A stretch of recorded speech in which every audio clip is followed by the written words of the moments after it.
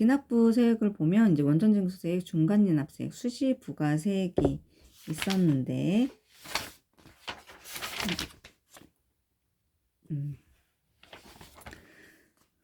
원천징수세액은 이거는 이제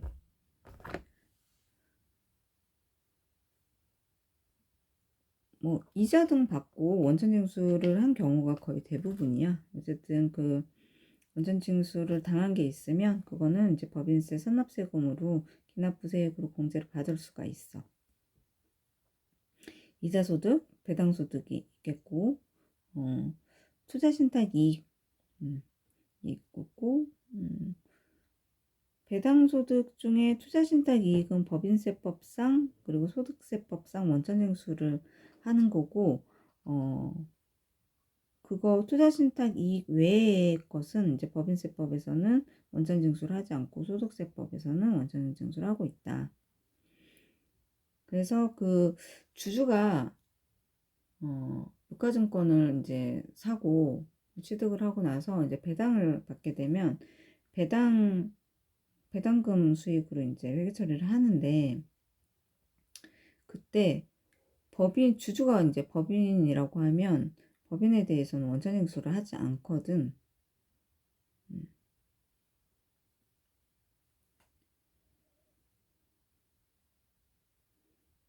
그래서 법인한테 지급하는 배당은 원천징수, 투자신탁 이익 위에는 이제 원천징수를 하지 않고 있다.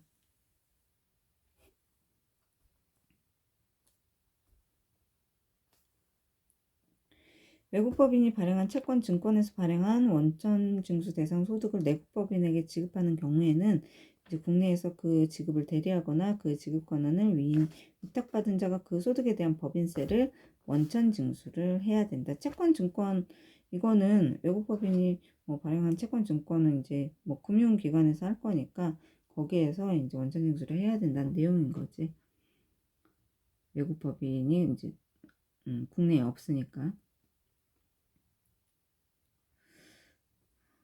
원천징수 대상에서 제외되는 소득인데, 이거는 이제 법인세가 부과되지 않거나 면제되는 소득, 그리고 신고한 과세표준에 이미 산입된 미지급 소득, 은행 등 법령에서 정한 금융회사 등의 법령에 정한 수익금액, 그래서 은행이 받는 이자 수입 이런 거야. 그 회사가 대출이자 대출이자 같은 거 원천징수 안 하고 금융권에서 차입금 하고 대출 받고 거기에 이제 이자 낼 때 원천징수 안 하고 있거든.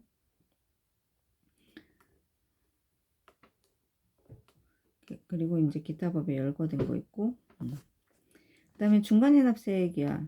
이거는 사업연도 기간이 6개월을 초과하는 법인은 이제 중간이납 기간을 두고 그때 이제 법인세를 납부해야 되는 의무가 있어.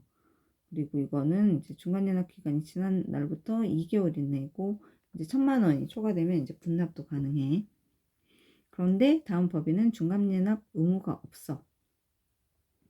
뭐 고등교육법 따른 뭐 사립학교를 강화하는 학교법인, 뭐 서울대학교 이런 학교법인은 안 해도 되고, 직전 사업연도의 중소기업으로서 직전 사업연도의 산출세액을 기준으로 해서 계산한 금액이 50만 원 미만인 내국법인, 50만 원. 직전 사업연도 산출세액 기준이니까 직전 사업연도 계산을 해서 직전 사업연도에 예를 들어서 23년도 법인세를 100만 원을 냈어. 이거 좀 계산이 좀 그렇다. 100만 원을 냈어. 그러면 이제 중간연합이 50만 원이지. 그러면 50만 원은 이상이기 때문에 이때는 이제 납부를 해야 돼. 그런데 중간연합 신고도 안 해도 되지. 의무가 없다 그러면.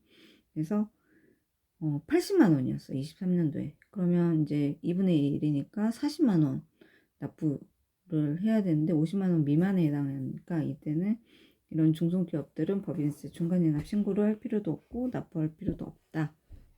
인 거지. 그래서 이 경우에는 전년도에 결손법인이었을 때 법인세를 낸 적이 없으면 0이잖아.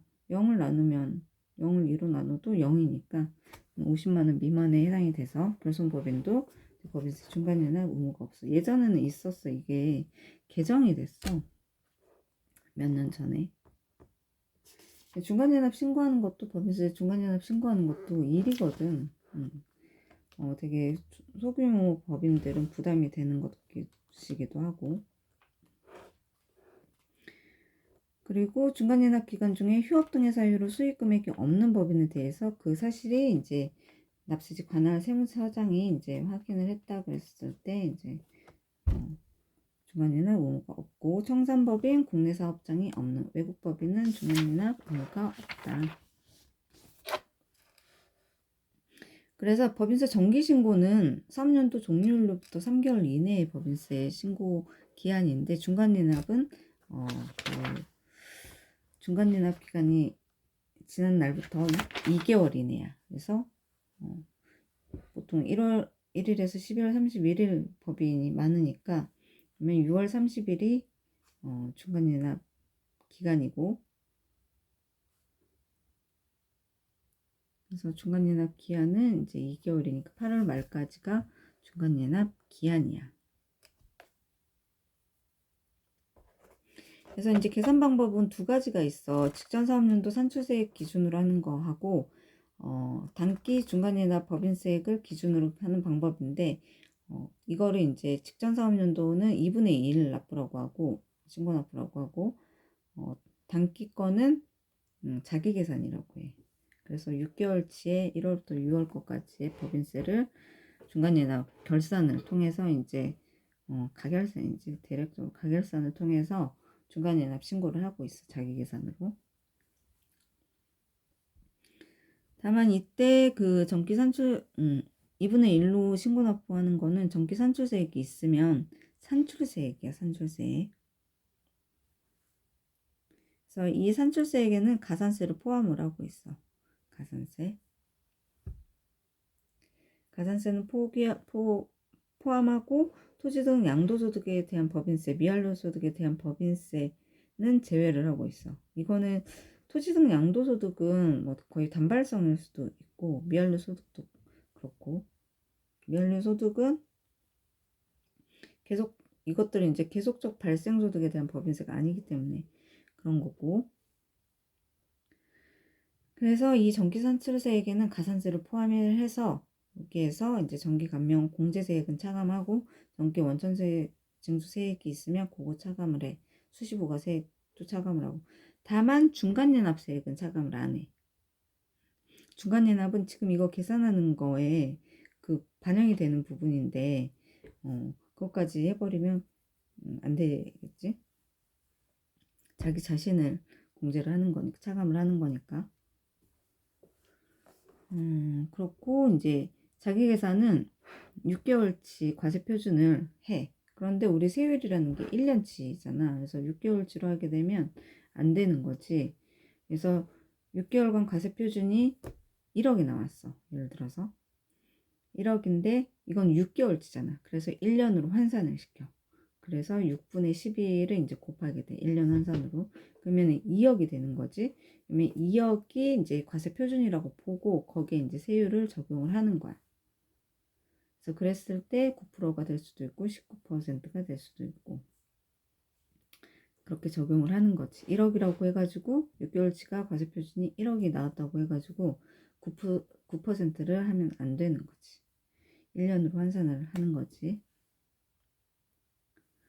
그래서 여기에다가 이제 세율이 이제 적용이 됐으면 이 세율에 2분의 1만 하는 거야. 6개월이니까. 좀 이상할 수 있지. 왜 6분의 11을 곱했다가 다시 12분의 6을 곱할까? 이거는 이제 세율 때문에 그래. 세율 때문에 1년치로 환산을 했다가 세율을 결정을 하고 나서 그 다음에 실질적인 납부세액은 이제 2분의 1만 계산을 해야 되는 거니까. 거기에다가 6개월간 감면 세액 감면 세액 공제 그 금액이 있다. 그러면 그것도 이제 6개월치에 대해서 반영을 할 수가 있어. 그리고 6개월 동안 원천징수세액 있겠지. 원천징수세액 몇천 원이라도 있을 수 있어. 그리고 수시부가세액이 있으면 그것도 차감을 해서 이제 자기 계산으로 기반으로 한 중간연합세액이 돼. 그런데 원칙은 이거 둘 중에 선택인데 이제 예외는 반드시 2분의 1로 해야 되는 경우는 중간연합의 납부기한까지 중간연합세액을 납부하지 않은 경우, 이때는 중간연합을 이제 납부를 했어야, 자기 계산으로 하든 뭐 했었어야 되는데, 납부를 했었어야 되는데, 납부를 안 했으면 이제 정기 거 중간연합 신고 자기 계산으로 한 거를 인정을 해주지 않겠다라는 거지. 그래서 때는 이제 2분의 1로 정기 계산한 거에 2분의 1로 계산한 걸로 이제 납부를 해야 된다. 그리고 반드시 두 번째에 의해서 해야 되는 경우에는 정기 확정된 법인세 산출세액이 없는 경우, 그리고 중간연합기간 만료일까지 정기 법인세액이 확정되지 않은 경우, 이때는 정기 법인세 신고를 안 한 거야. 그래서 정기 중간연합 신고 무신고인 상태인 거지, 정기가. 그래서 할 수가 없어, 2분의 1로. 그리고 분할신설법인, 분할합병인 상대방 법인의 분할 후 최초 사업연도인 경우, 정기 확정된 법인세 산출세액이 없는 경우는 자기 계산으로 해야 된다.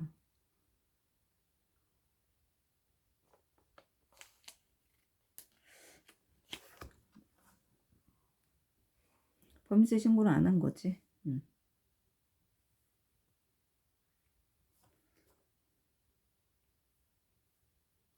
정기 납부 실적 기준에 따른 세액을 계산을 하고, 세부담 최소화 과정이 있는 경우, 그 문제를 보면 세부담 최소화 과정을 따른다 뭐 이런 식으로 문구가 있어. 그래서 세부담 최소화 과정이 있는 경우 중간연합세액 계산 방법은 1단계 정기 납부 실적 기준에 따른 세액을 계산을 해. 정기 부담세액에서 정기 부담세액이 있으면 거기에 직전 사업연도 월수분의 6을 해서 이제 계산이 된 거. 그리고 2단계는 단기 중간연합기간 실적 기준에 따른 세액을 다음 순서로 계산을 하는데, 세제한세 계산을 하고, 세제한세 대상 그 조세 감면이 있는지 파악하는 있으면 세제한세도 계산을 해야 되고, 차감 납부세액을 계산을 해.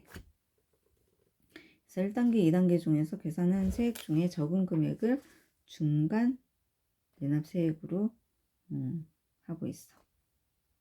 그래서 둘 중에 유리한 방법으로 중간연합 신고하라는 거야. 중간연합 그 의무가 없는 그 법인들 제외하고 중간연합 신고를 해야 되는 그 법인들은 둘 중에 2분의 1로 하든지 자기 계산으로 하든지 둘 중에 유리한 방법, 당장 세금을 적게 낼 수 있는 방법 크게 있다 그러면 그걸 선택해서 하라는 거지. 그리고 마지막 이제 수시부가세액이 있는데, 이 수시부가세액은 그 조세포탈을 막기 위해서 사유 발생할 때 관할 세무서장, 지방국세청장이 사업연도 중에 수시로 법인세를 부과하는 제도야. 그러니까 이거 이제 세금을 안 낼 수 있다라는 거지. 그랬을 때 이제 관할 세무서장, 지방국세청장이 이제 3년도 중에 수시로 이제 법인세를 부과했을 때 납부를 해야 되고, 안 했으면 이제 또 가산세가 있는 거고. 그래서 법인이 이제 수시 부가세액을 납부를 했으면 이제 정기 법인세 신고할 때 그 수시 부가세액을 기납부세액으로 공제할 수 있어. 그래서 사유별 수시 부가세액 계산은 조세 포탈의 경우에는 수시 부가 기간의 과세표준에다가 월수 나누기 12를 하고 있고, 여기에다가 이제 세율 곱해서, 이것도 이거야. 아까 그 중간회담 할 때 6개월치만 해당한 거를 가지고 세율을 결정한 것과 동일한 거지. 그래서 수시부과를 이 회사가 이제 지방국세청장 또는 관할세무서장이 3개월로 정한 거야. 그러면 3개월 가지고 이제 하면은 1년치로 이제 환산을 다시 시켜서 세율을 결정을 해가지고 다시 3개월치만 이제 과세를 이제 수시 부과를 하는 거지. 그렇게 해가지고 뭐 4번이 되겠지, 1년 동안. 그리고 주한국제연합군 등으로부터 사업수익 금액을 외환증서 원화로 영수하는 경우 이때는 사업수익 금액 곱하기 1 기준경비율 곱하기 세율인데 기준경비율을 적용을 하네. 이거는 사업수익 금액이 뭐 예를 들어서 1억이었다. 그런데 이 업종이 있을 거야. 그러면 이제 기준경비율이라는 게 있거든. 이제 업종별로 기준경비율을 다 정해놓는데 그게 뭐 30%였다. 그러면 이제 이래서 0.3을 참고하니까 그러니까 30%의 경비는 비용은 인정을 하겠다라는 게 있어. 그래서 기준경비 30%면 0.7을 1억에 0.7이니까 7천만 원이지. 거기에다가 이제 7천이니까 세율을 이제 적용을 하는 거고.